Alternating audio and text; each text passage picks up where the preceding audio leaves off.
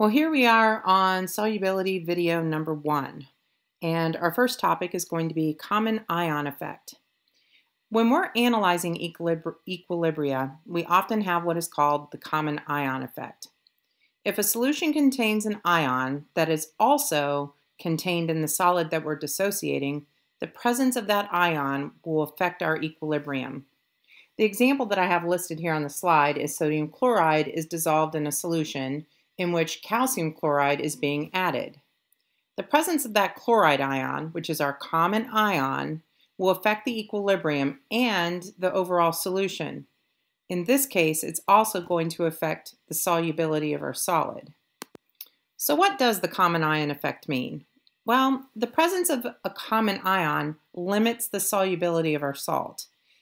Solubility of the salt is lowered, and this is an application of Le Chatelier.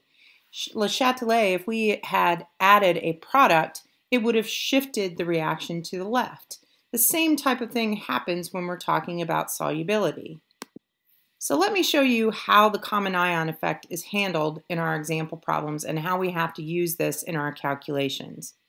Example problem number 4 states, calculate the solubility of solid calcium fluoride, which has a KSP of 4 times 10 to the negative 11th, in a 0.025 molar sodium fluoride solution.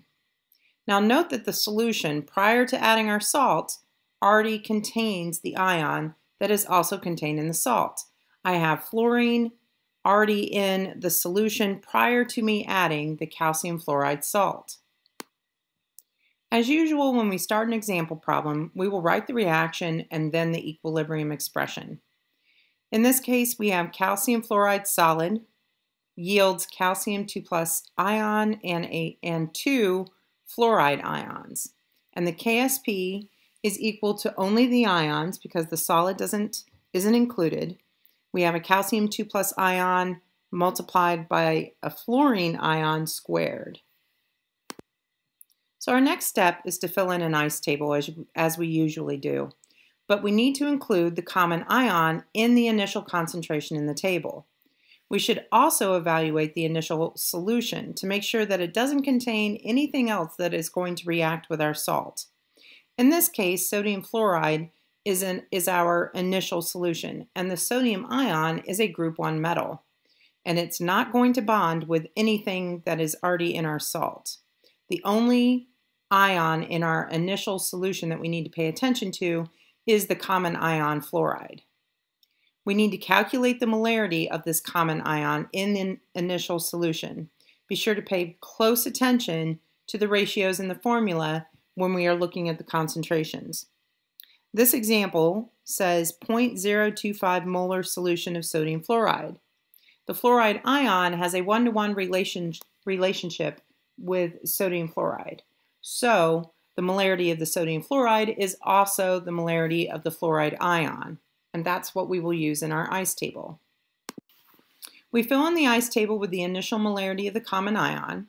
The other ion in the salt is initially 0. Calcium 2+ ion will gain X, and the fluoride ion will gain 2X.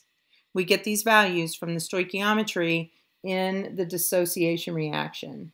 Our equilibrium values there are X and then 0.025 plus 2X, making sure that we add that initial concentration.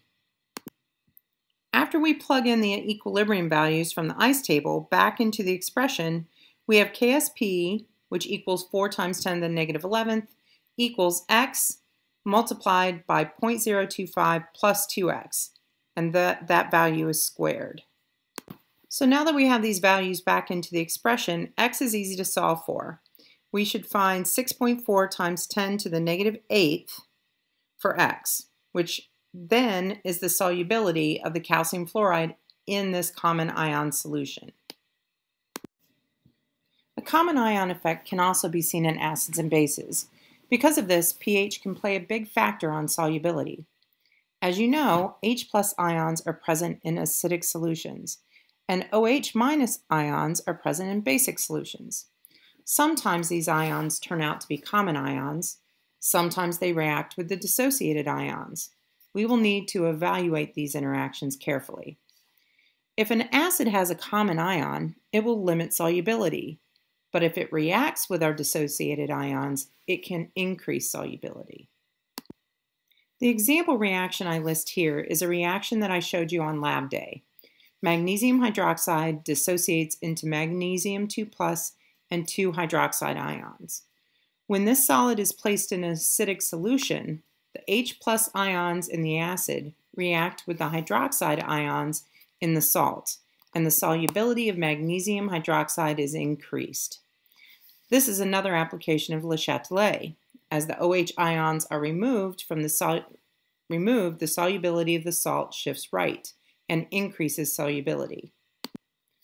There is one other interaction that we see that should be mentioned. When we add a solid to an acidic solution, we may add an ion that bonds well with hydrogen. Together we call these weak acids. We have discussed these before in class. A weak acid is an acid that does not readily lose the H+ ion in a solution. So if we add an ion from a solid that creates a weak acid, that ion is then removed from the equilibrium. The example I included here on the slide is the sulfide ion. If we dissociate calcium sulfide in an acidic solution, the H+ ion will react with the sulfide and form a weak acid. The sulfide ion is removed from the equilibrium, and the solution and the solubility of calcium sulfide is increased. This is the end of the common ion video.